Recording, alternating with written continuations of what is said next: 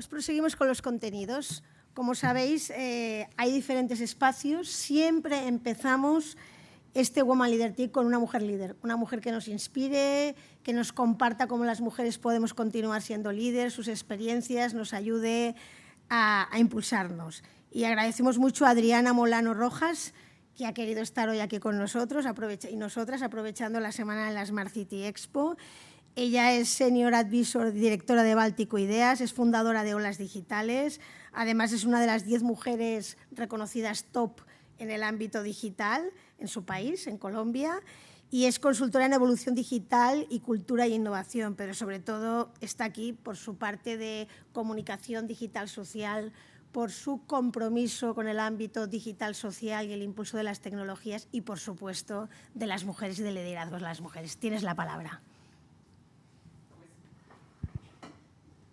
Muchas gracias. Hola a todas. Me encanta saludarlas, compartir con ustedes, conocer este espacio maravilloso y todas las iniciativas y proyectos que se vienen desarrollando en el ecosistema catalán. Así que un gusto estar acompañándolas. Si me ayudan con la presentación de fondo, estaría perfecto. Ah, ya, resuelto. Esto de la tecnología a veces no se nos da, ¿verdad?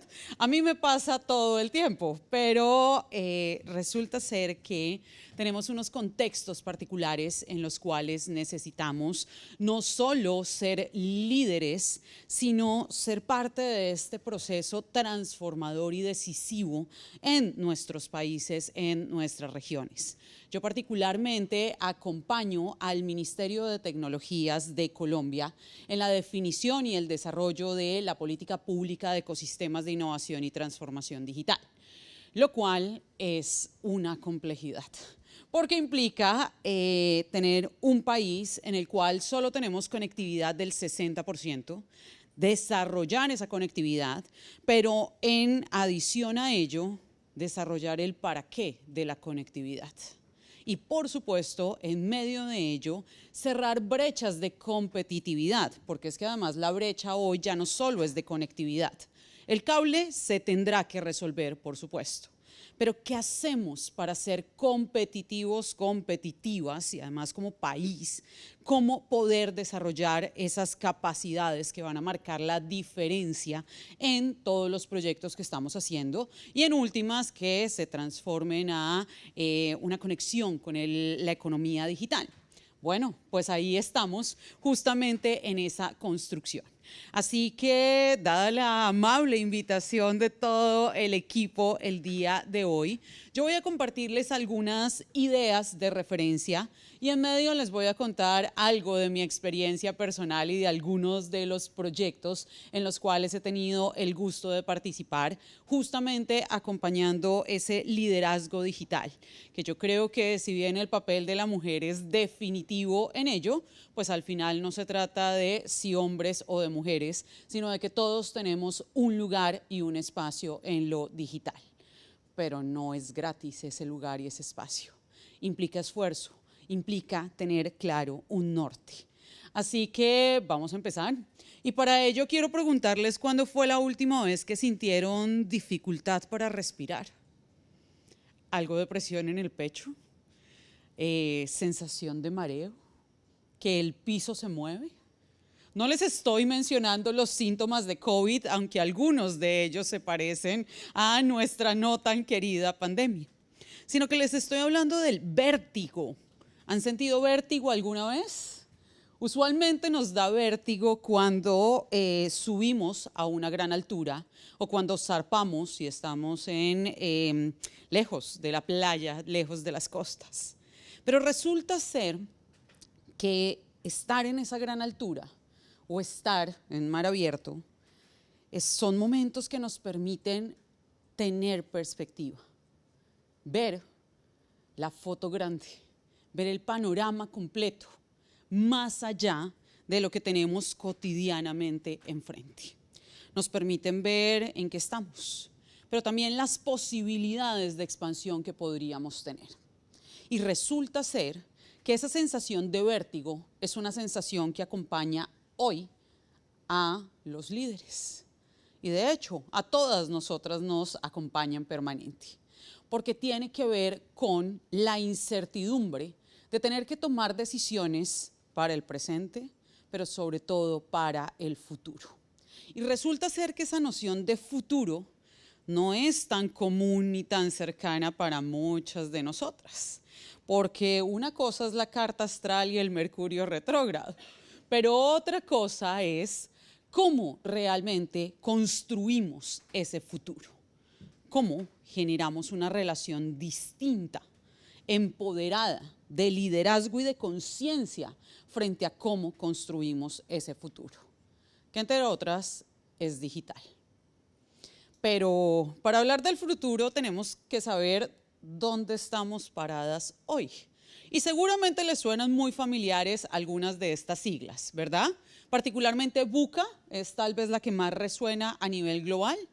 Entornos volátiles, inciertos, complejos y ambiguos.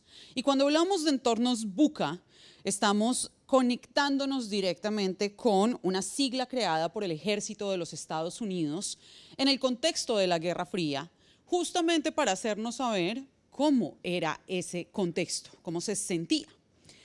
Después, la Universidad de Oxford hace una actualización y dice, ¿qué tal si pensamos en este contexto, pero ya no desde la guerra, sino desde los entornos organizacionales y los mercados? Y lo actualiza a Tuna.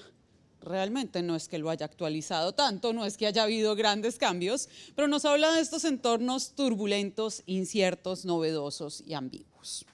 Recientemente, y en el marco de la cuarta revolución industrial, que la historia confirmará que seguramente el hito fundacional del que hablemos será la pandemia y sobre todo las cuarentenas globales, porque no sé acá, pero en Colombia el miedo no era la enfermedad, el miedo era no salir. El miedo hoy sigue siendo que nos vuelvan a encerrar. Me imagino que acá es algo similar en términos de estas restricciones del poder ser, en últimas. Pero entonces hoy hablamos de entornos quebradizos, ansiosos, no lineales e incomprensibles. Eso se parece más a lo que nos dice el terapeuta usualmente. Pero resulta ser que las organizaciones no somos más que la suma de las personas que las conformamos. Y en consecuencia, las organizaciones y el mundo hoy está saturado de esas visiones de lo quebradizo, lo ansioso, lo no lineal y lo incomprensible. Ahora, el panorama evidentemente no pinta como el más sencillo para tomar decisiones y para liderar hacia el futuro. Pero ahí estamos. Y tenemos cada vez más la presión por anticiparnos, prever lo que vendrá. Pero ¿cómo lo podemos hacer? Y entonces surge la pregunta por el futuro y cómo vamos a construirlo. Tradicionalmente, y nuestra visión occidental del mundo nos ha enseñado que existe una línea de tiempo. El pasado, lo que aconteció, el presente, lo que sucede en este momento, y el futuro, lo que vendrá.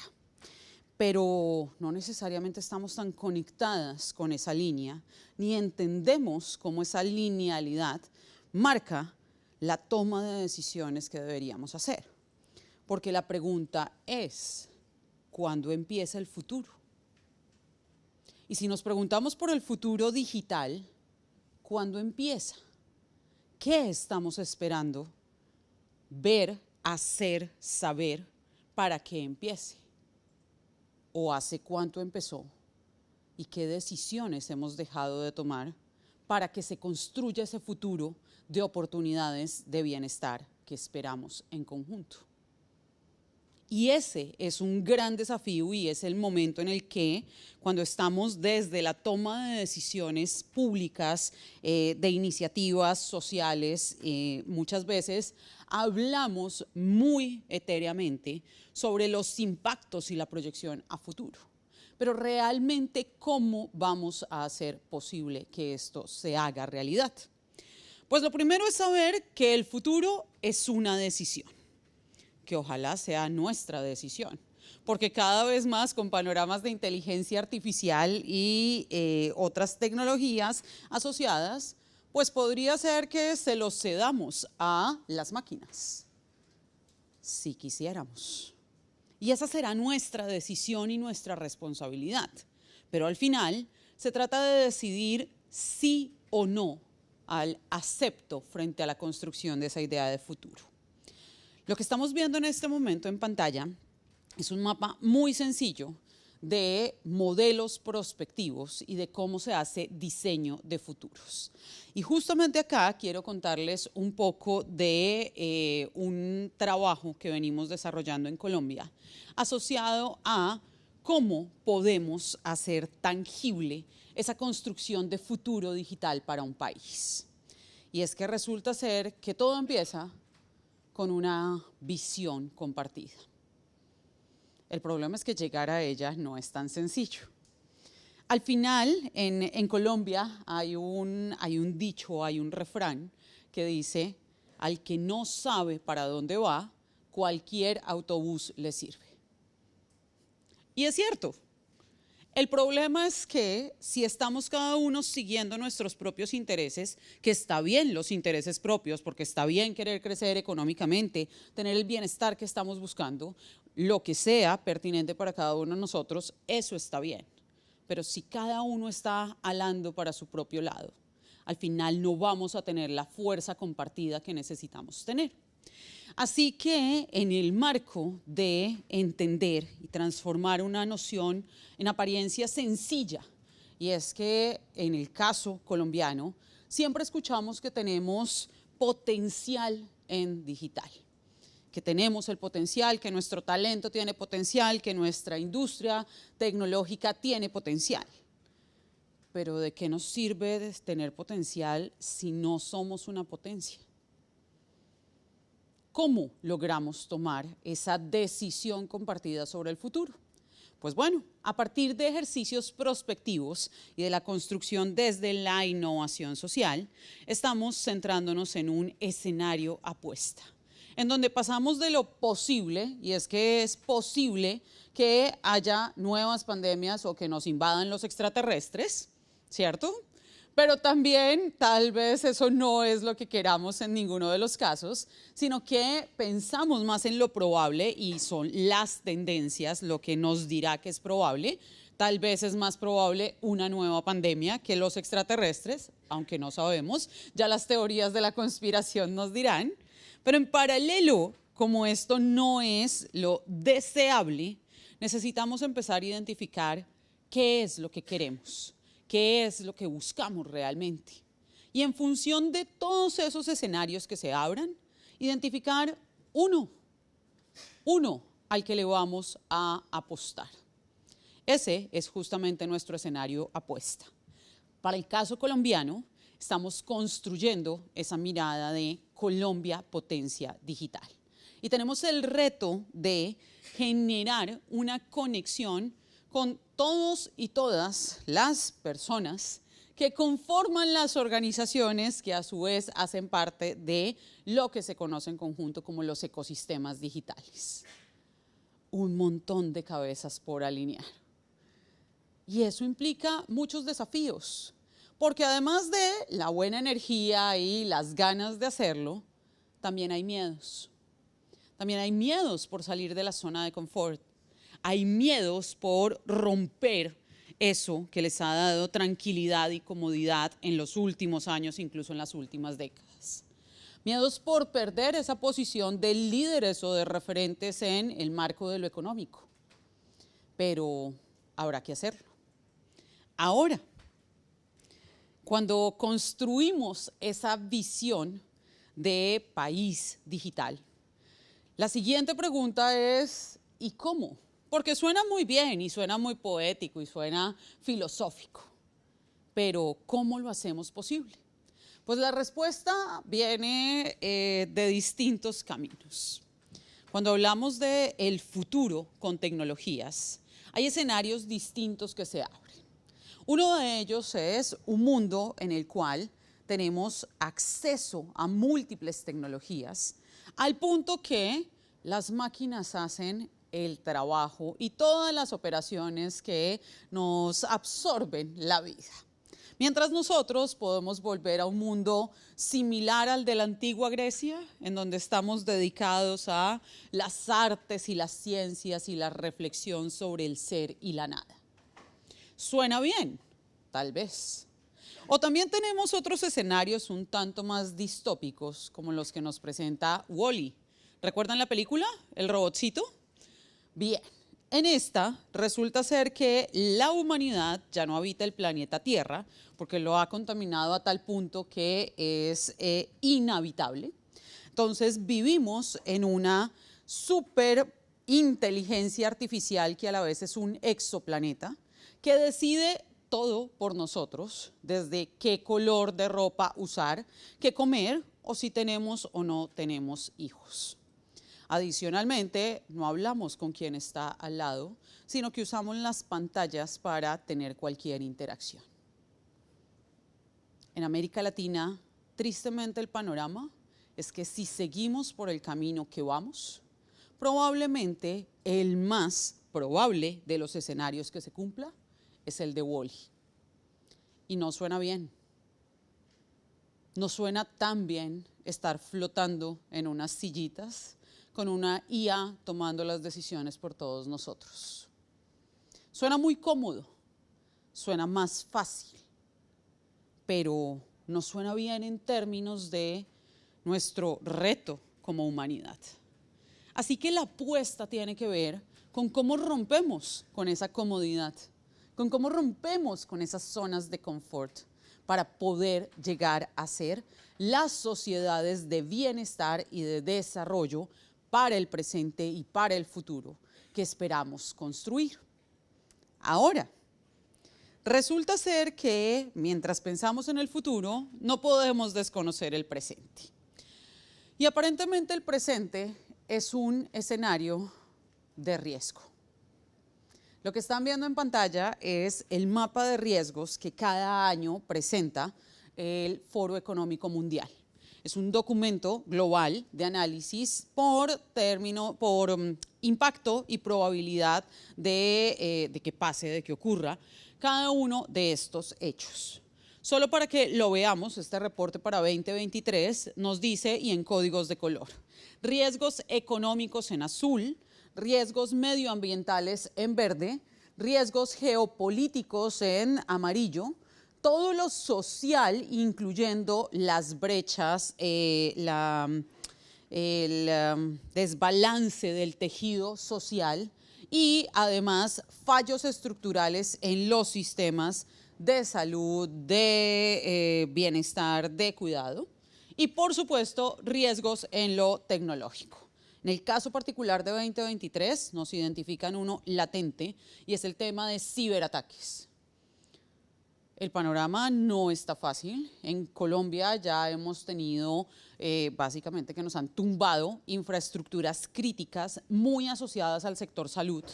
Así que en el momento en el que se pone en riesgo la data y los sistemas que están asociados a la salud de los colombianos, definitivamente tenemos que tomar decisiones. La gran decisión asociada a ellos ha sido la creación de la Agencia Nacional de Ciberseguridad y de Seguridad Digital, justamente pensando en cómo ya no solo nos blindamos en términos de fronteras terrestres, marítimas y aéreas, sino también de fronteras digitales y cómo, más allá de unas acciones defensivas, somos proactivos en términos de impulsar y acelerar ese proceso de ciberseguridad. Ahora, que este sea el presente no quiere decir que no podamos tomar decisiones sobre el futuro. Y resulta ser que si hay algo que sabemos sobre el futuro, es que será digital, pero también que será creativo y será sostenible. Tal vez tengamos 1000 incertidumbres y hasta donde sabemos, nadie tiene una esfera de cristal que nos diga cuál será ese futuro al que nos enfrentaremos. Pero lo que sí sabemos es que la combinación de estos tres frentes será decisiva en términos de la posición que ocupemos en el futuro. Y cuando digo la posición que ocupemos, es porque se entiende el futuro como un juego de roles. Así que, ¿quién queremos ser? ¿Qué posición queremos ocupar? ¿Queremos ser líderes? Bueno, tendremos que tomar desde ya las decisiones para ser líderes. Y esto implica el desarrollo de distintas líneas, incluyendo esos focos de lo digital, lo creativo, lo sostenible. Les voy a contar algunas historias asociadas a cada uno de estos frentes, en los cuales, bueno, he tenido la fortuna de participar y de por qué viene a este caso cada una de ellas. Lo primero es entender lo digital, no solo desde lo tecnológico, es decir, no solo desde el cable, de la conexión o del hardware y el software, que está muy bien, por supuesto, y que es la base, sino lo digital desde las interacciones. Yo debo decirles que yo particularmente, tengo un título de pregrado, de formación base en comunicación social y periodismo, que en Colombia no da para mucho más y no se asocia con mucho más que generar carteleras corporativas de las fechas de cumpleaños de los equipos de trabajo. No suena muy bien. Y acá los colegas comunicadores tal vez dirán, bueno, hay tanto más que podemos hacer. Claro que hay mucho más que podemos hacer. Así que, muy particularmente, desde el momento en que yo estaba en la universidad, empecé a trabajar y a un poco deslumbrarme, aunque no fue hace tanto tiempo tampoco, pero sí a deslumbrarme con la idea de lo digital. Y resulta ser que mi trabajo de grado en ese momento se centró en cómo dotar de capacidades tecnológicas y digitales a los centros culturales de cada uno de los 1.100 municipios del país. Resultó ser un trabajo de grado premiado por el Ministerio de Cultura del país, justamente apalancado con una serie de recursos y con una proyección de desarrollo posterior, porque era bastante novedoso. Y estamos hablando de 2009, no es que haya sido hace tanto. Y hoy todavía sigue siendo novedoso para ciertos territorios. Lo cierto es que cada vez que a mí me preguntan ¿por qué lo digital? ¿Por qué ese foco? Porque una comunicadora termina hablando de tecnología, construyendo política pública o acompañando desde la consultoría procesos de transformación digital. La respuesta es muy simple. Lo digital es el único camino para ser humanos, más humanos, cada vez a través de la capacidad de alcance expandido que nos dan las redes que habitan en lo digital. Digital, para mí, es sinónimo de humano. Y cuando lo vemos desde esa perspectiva, nos cambia completamente el enfoque, porque ya no estamos hablando de hardware o software, no estamos hablando de código ni de data, estamos hablando de quiénes somos y de quiénes esperamos ser en nuestra sociedad. Ahora, resulta ser que está también lo creativo desde esos focos. Y cuando hablamos de la creatividad, normalmente pensamos en los productos artísticos y las representaciones de lo artístico que normalmente estamos acostumbrados a asociar a las industrias creativas y culturales, que sí, por supuesto, están ahí.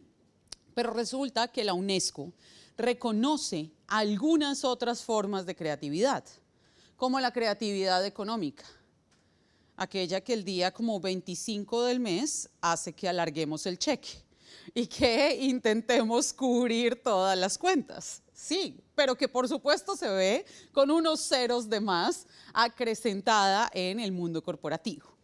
Adicionalmente, está reconocida la creatividad científica, que en últimas tiene que ver con esa curiosidad que nos lleva a explorar y que en últimas da soporte a la creación y la existencia de áreas de I+D+I, de investigación, desarrollo e innovación.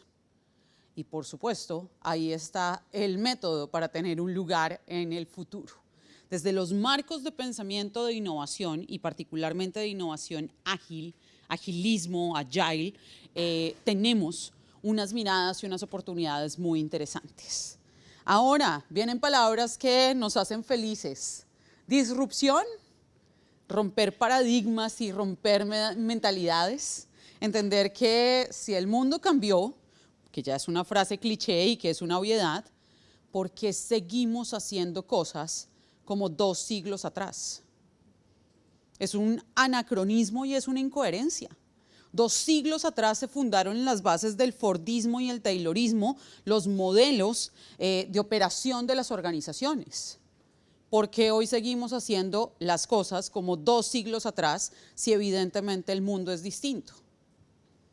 Vamos a preguntarle a los líderes y los jefes y quienes están tomando decisiones para saber por qué. También hablamos de pensamiento exponencial con una pregunta muy clara. Cada año, hacia esta época, nos preguntamos frente a nuestras organizaciones, ¿cómo vamos a crecer el 10% el próximo año? Pero ¿qué tal si la pregunta fuese, ¿cómo vamos a hacer 10 veces más? 10 veces más grandes, más fuertes, más rápidos, como el eslogan de los Juegos Olímpicos. 10 veces más. ¿Cómo logramos ser una potencia? Liderazgos para tiempo de cambio. Pues evidentemente hay que tener esas capacidades de evolución y de comprensión del hacia dónde. Por último, pero no menos importante, y sabiendo que todos estos son transversales, viene el foco de lo sostenible, asociado con cómo creamos sociedades de bienestar para las generaciones presentes y las futuras. Y cuando hablamos de las futuras es donde empezamos a enredarnos, porque garantizar el bienestar de las sociedades presentes sería relativamente sencillo. Podríamos hacer algunos ajustes en el modelo de consumo y en los modelos económicos y ya está. El problema está cuando hablamos de esta proyección a futuro. Y ahí es donde tenemos grandes desafíos. Frente a este foco de lo sostenible, tenemos por supuesto esa triple hélice de desarrollo en lo económico, en lo social y en lo ambiental. Y acá viene uno de los primeros frentes, y es que si una organización no es sostenible en lo económico, no tiene cómo ser sostenible en lo ambiental y en lo social. Es decir, si yo no tengo cómo pagar la nómina, no voy a tener cómo generar un impacto positivo en otras organizaciones, en otros entornos. Así que es fundamental que podamos tener ese impulso y esa aceleración de la economía digital. Por el otro lado, objetivos de desarrollo sostenible que ya están cada vez más cerca de vencerse y que no vamos a lograr, ya lo sabemos. Así que tendremos que pensar en cuáles son las miradas. Todo un foco de economía circular y cómo damos esos ciclos que mejoren el desarrollo de nuestras sociedades. Y por último, una mirada ecosistémica, como en las clases de ciencias naturales de 4º año. No estamos solos en el mundo. Y resulta ser que como individuos, pero también desde lo digital, tenemos la posibilidad de construir ecosistemas, redes fuertes, sólidas, desde las cuales nos alimentemos y retroalimentemos todos los beneficios que podemos revertir en la sociedad. El futuro se ve naranja. Y es que saltamos del mundo verde, en donde todo está muy dado hacia la naturaleza y el cuidado de lo ambiental, que está muy bien, a unas sociedades azules en donde tenemos un balance mucho más racional y coherente con la evolución de los modelos económicos de los cuales venimos, hacia unos más balanceados, justamente reconociendo esos entornos, pero que pueden evolucionar hacia un mundo naranja, basado en las redes, en los sistemas, en los ecosistemas. Porque resulta ser que el futuro puede verse así. Estén alertas. Estamos entrando a territorio de primates. Todas creo que conocemos las tecnologías de realidad virtual y aumentada que podrían estar experimentando los sujetos en esta imagen. Pero resulta ser que tenemos unas características particulares cuando se trata de pensar en el futuro y algunas tecnologías, particularmente estas de realidad aumentada. Y voy a hacer la lectura muy rápida de esta barra, empezando de abajo hacia arriba. ¿Para qué usarían las personas en el mundo tecnologías, gafitas de realidad aumentada? Un 55% dice que para iluminar espacios cuando se dificulta la visibilidad. Yo les diría, yo para eso uso la linterna del celular y no necesito mucho más. Pero allá cada quien. Más arriba nos dice, señalar y notificar de posibles peligros cuando se está fuera de casa. Yo lo que siento es que si me va a notificar de que hay un bache en la vía, seguramente yo caigo en el bache por estar intentando leer el anuncio, pero vamos a pensar que hay gente menos torpe que yo. Mucho más arriba nos dice que un 35% las usaría para hacer que las personas se vean como alienígenas, elfos o personajes de sus películas favoritas. Estaríamos en el mundo de Game of Thrones o similares todo el tiempo. Pero ojo a la primera en esta categoría. Un 34% de las personas en el mundo, incluyendo a América Latina, incluyendo a Iberoamérica, es decir, por supuesto, España en conjunto, un 34% de la población diría que usaría tecnologías de realidad aumentada para colorear sobre elementos perturbadores, como los grafitis, la basura, las personas mal vestidas y probablemente el hambre y la pobreza. No están pensando en resolverlas. Es un 34% de la población mundial que quiere colorear sobre ellas. Si no lo vemos, no tendríamos el afán, no tendríamos la urgencia de resolverlos. Y el problema al final es creer que tenemos tiempo para llegar a ese futuro que esperamos para nuestras sociedades. Ese futuro creativo, digital, sostenible, pero que depende de nuestras decisiones. ¿Qué vamos a decidir para construirlo? Muchas gracias.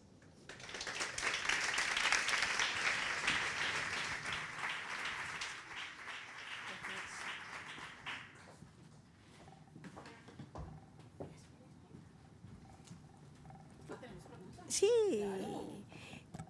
Un momento, ¿alguien tiene alguna pregunta? Vamos a hacer, como vamos un poco retrasadas, si no os importa, en vez de hacer pregunta-respuesta, una, dos o tres si es que hay, seguidas, y ella responde para hacerlo un poquitín más ágil. ¿Os parece correcto? ¿Alguien se anima? Preguntas, quejas, comentarios, todas se valen. Están tímidas. Sube. ¿Son tímidas Sí, las mujeres en Barcelona? Yo no puedo creerlo. Sube aquí, sube, ya les doy la palabra y tú. Perfecto. Vale, ¿sí? ¿Se oye? Bueno, primero, felicitarte por tu...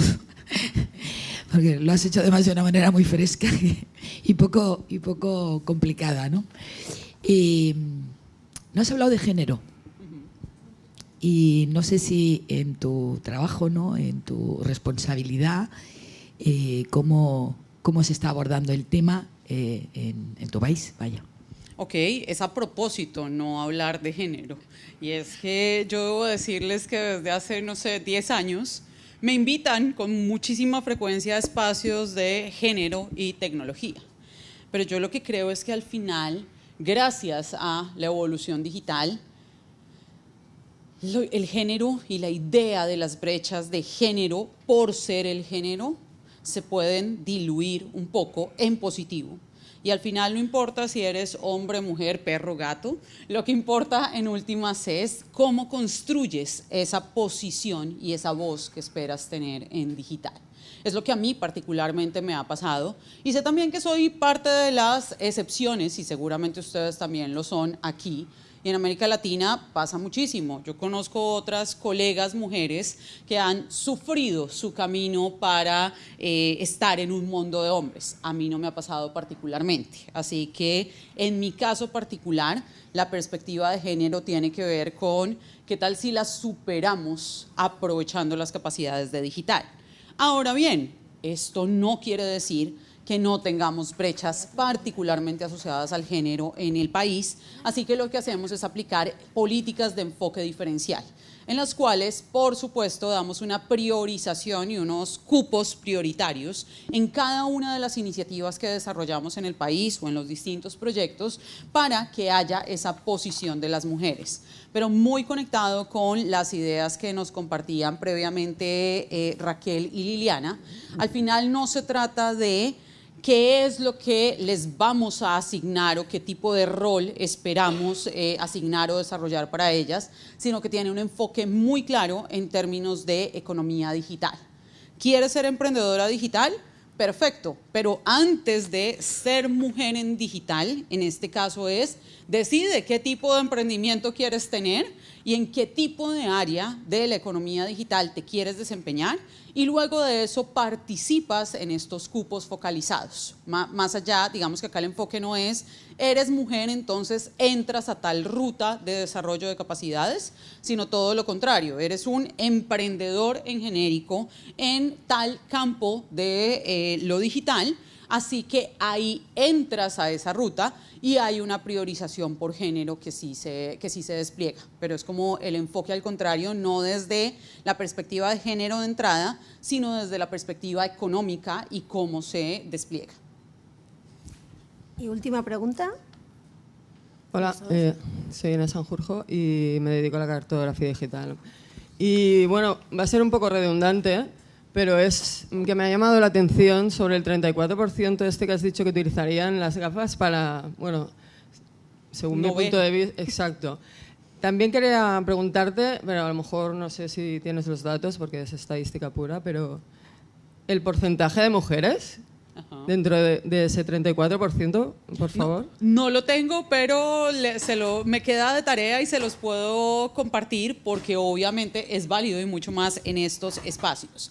Lo cierto es que, por lo que recuerdo en este momento, no es que sea particularmente distinto entre hombres y mujeres el agregado global. Así que habría que ver, por supuesto, los datos, lo cual también es preocupante porque en principio uno diría seguramente las mujeres estamos un poco más sensibles frente a estos temas, pero por lo que recuerdo en este momento de las estadísticas generales había una paridad, lo cual preocupa, por supuesto. Pero me queda de tarea y se los compartiremos junto a la presentación, por supuesto, quienes quieran tenerlo. Señoras, señoritas, con gusto yo voy a estar el resto del día por aquí rondando, así que cuando quieran podemos conversar, intercambiar contactos y construir redes que nos conecten como Iberoamérica Digital. Así que muchas gracias a todas.